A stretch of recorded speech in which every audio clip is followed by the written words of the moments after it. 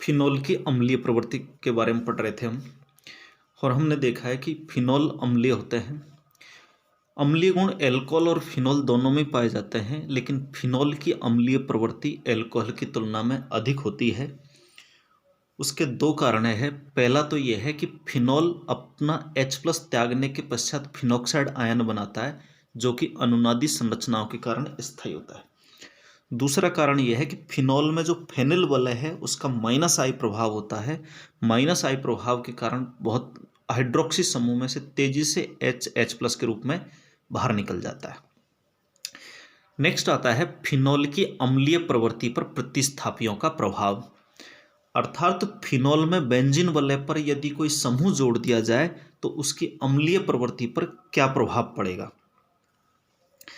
तो देखो, यदि फिनोल की अम्लीय प्रवृत्ति का कारण है ऑक्सीजन के लोन पेयर व फिनोक्साइड के ऋणावेश का बेंजीन वलय में अनुनाद करना, मतलब जो हाइड्रोक्सी समूह है उसका लोन पेयर बेंजीन वलय में अनुनाद करता है, जिससे फिनोल बहुत तेजी से H को H+ त्यागते हैं। अब यदि कोई समूह बेंजीन वलय में इस प्रकार का जुड़ा हुआ है कि वो बेंजीन वलय के अनुनाद को बढ़ाता है, तो वो फिनोल के अम्लीय गुणों को बढ़ाएगा, और यदि वह फिनोल के अनुनाद को कम करेगा तो फिनोल के अम्लीय गुणों को भी घटाएगा। सबसे पहले हम पढ़ेंगे +I प्रभाव वाला समूह। यदि फिनोल में कोई +I प्रभाव वाला समूह जुड़ा हो तो वो फिनोल की अम्लीय प्रवृत्ति को कम कर देगा। +I प्रभाव का मतलब होता है ऐसा समूह जो बेंजीन वलय को इलेक्ट्रॉन देने का काम करता हो, और जब बेंजीन वलय को कोई समूह इलेक्ट्रॉन देगा तो बेंजीन वलय में इलेक्ट्रॉन घनत्व बढ़ेगा।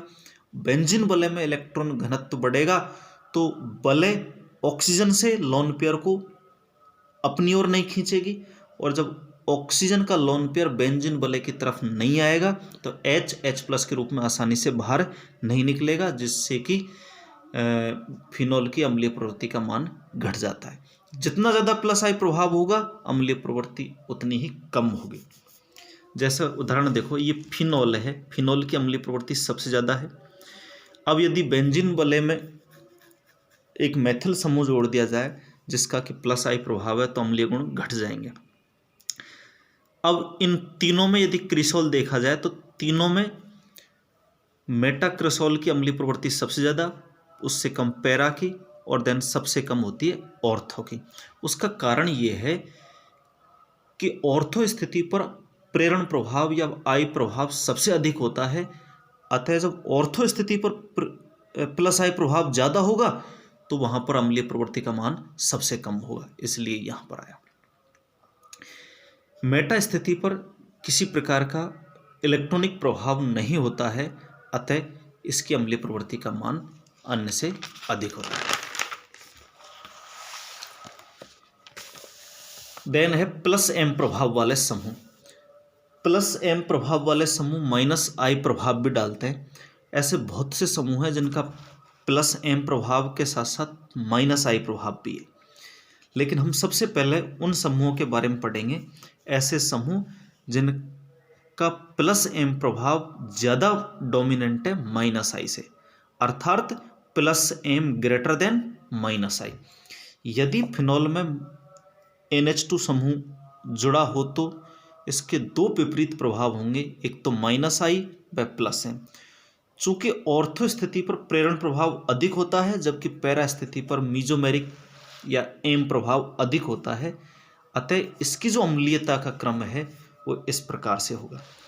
ऑर्थो स्थिति पर सबसे ज़्यादा जो ऑर्थो अमीनोफिनोल है वो सबसे ज़्यादा अम्लीय है, क्योंकि ऑर्थो स्थिति पर -I प्रभाव डोमिनेंट है। अब -I प्रभाव डोमिनेंट होगा तो हम जानते हैं कि ये NH2 समूह बेंजीन वलय से इलेक्ट्रॉन अपनी तरफ खींचेगा, बेंजीन वलय में इलेक्ट्रॉन कम होगा, ये ऑक्सीजन से लेगा और अम्लीय प्रभाव बढ़ जाएगा। चूंकि मेटा पर मीजोमेरिक प्रभाव होता नहीं है, इस पर केवल प्रेरण प्रभाव होता है, वो भी ऑर्थो से कम, अतः इसकी अम्लीय प्रवृत्ति फिनोल से तो अधिक होती है लेकिन ऑर्थो से कम होती है, यह लगभग बराबर होती है। जबकि पैरा स्थिति पर मीजोमेरिक प्रभाव सबसे ज़्यादा होगा। मीजोमेरिक प्रभाव में क्या होगा, NH2 समूह का लोन पेयर अनुनाद में भाग लेगा और बेंजीन वलय में इलेक्ट्रॉन घनत्व बढ़ाएगा। बेंजीन वलय में जब इलेक्ट्रॉन घनत्व बढ़ेगा तो इलेक्ट्रॉन ऊपर की तरफ जाएंगे, OH ऑक्सीजन की तरफ जाएंगे। ऑक्सीजन पर जब इलेक्ट्रॉन घनत्व बढ़ जाएगा तो वो OH बंध के इलेक्ट्रॉनों को नहीं लेगा, तो H के रूप में आसानी से बाहर नहीं निकलता है, जिससे अम्लीय प्रवृत्ति का मान घट जाता है। नेक्स्ट है जब -I ग्रेटर देन +M, यदि -I प्रभाव +M प्रभाव की तुलना में अधिक हो तो फिनोल की अम्लीय प्रवृत्ति का मान बढ़ जाता है। यदि फिनोल अणु में कोई हेलोजन परमाणु जुड़ा हो तो उस स्थिति में +M प्रभाव की तुलना में -I अधिक प्रभावी होता है, अतः समस्त हेलोफिनोल की अम्लीय प्रवृत्ति अधिक होती है। इसमें ऑर्थो की सबसे ज़्यादा होगी, फिर मेटा की, फिर पैरा की और फिर फिनोल की। चूंकि ऑर्थो पर प्रेरण प्रभाव सबसे ज़्यादा, फिर मेटा पर, फिर पैरा पर। नेक्स्ट है -M प्रभाव वाले समूह। यदि फिनोल के साथ कोई -M प्रभाव वाला समूह जुड़ा हो तो वो फिनोल के ऑक्सीजन के लोन पेयर अथवा फिनोक्साइड आयन के ऋणावेश को अनुनाद द्वारा स्थायीकरण करके फिनोल की अम्लीय प्रवृत्ति को बढ़ा देता है। जैसे NO2 है, CHO है, साइनाइड है आदि समूह है जिनका -M प्रभाव होता है। देखिएगा, यदि फिनोक्साइड के साथ नाइट्रो समूह जुड़ा हो तो ये नेगेटिव चार्ज यहाँ बंद बनाएगा, इस बंद के इलेक्ट्रॉन यहाँ और इस बंद के इलेक्ट्रॉन यहाँ आ जाएंगे। और हम ये देख रहे हैं इन अनुनादी संरचनाओं में जो नेगेटिव चार्ज है वो नाइट्रो समूह पर भी घूमेगा। यहाँ बंद बनाया, इस बंद के दोनों इलेक्ट्रॉन किस पर आ गए, ऑक्सीजन पर, वापस ये वहीं चला जाएगा। तो कुल मिलाकर नाइट्रो समूह जुड़ने से फिनोक्साइड की अनुनादी संरचनाओं की संख्या बढ़ जाएगी, और अनुनादी संरचनाओं की संख्या बढ़ेगी तो स्थायित्व बढ़ेगा, और जब स्थायित्व बढ़ेगा तो वो आसानी से फिनोल H+ त्याग कर फिनोक्साइड बना लेते हैं। विभिन्न नाइट्रोफिनोल्स की जो अम्लता का क्रम है वो इस तरीके से होगा। पैरानाइट्रोफिनोल की जो अम्लीय प्रवृत्ति है वो सबसे ज़्यादा होती है, क्योंकि यहाँ पर -I प्रभाव सबसे ज़्यादा डोमिनेंट होता है। उसके बाद ऑर्थो की, चूँकि ऑर्थो स्थिति पर -M प्रभाव के साथ साथ -I प्रभाव भी डोमिनेंट होता है। देन मेटानाइट्रोफिनोल और फिर फिनोल। 2,4,6 ट्राइनाइट्रोफिनोल में 3 -I व -M प्रभाव वाले समूह होने के कारण इनकी अम्लीय प्रवृत्ति इतनी होती है कि बाइकार्बोनेट को भी विघटित कर देते हैं। और जब ये बाइकार्बोनेट को विघटित कर देते हैं तो इनकी अम्लीय प्रवृत्ति कार्बोक्सिलिक अम्लों के समान हो जाती है, जबकि इनमें कोई कार्बोक्सिलिक समूह नहीं होता। अतः इसे एक नया नाम दिया गया है, वो है पिक्रिक अम्ल। तो इस यौगिक को हम पिक्रिक अम्ल भी बोलेंगे, 2,4,6 ट्राइनाइट्रोफिनोल। चूँकि 1, 2, 3 नाइट्रो समूह है, तीनों नाइट्रो समूहों का -I व -M प्रभाव है, जिसके कारण इस यौगिक की अम्लीय प्रवृत्ति कार्बोक्सिलिक अम्लों के समान हो जाती है। अतः इसे हम पिक्रिक अम्ल कहते हैं। नेक्स्ट है रासायनिक अभिक्रिया। अब हम फिनोल की रासायनिक अभिक्रिया पढ़ेंगे। फिनोल में 2 प्रकार की रासायनिक अभिक्रिया होगी, एक तो हाइड्रोक्सी समूह की अभिक्रिया, और हाइड्रोक्सी समूह में भी OH बंध विदलन की अभिक्रिया या अम्लीय प्रवृत्ति की अभिक्रिया। सबसे पहले है सोडियम के साथ अभिक्रिया। यदि फिनोल की अभिक्रिया सोडियम के साथ करवाते हैं तो सोडियम फिनोक्साइड बनाते हैं और हाइड्रोजन मुक्त कर देते हैं, हाइड्रोजन गैस यहाँ पर मुक्त कर देंगे।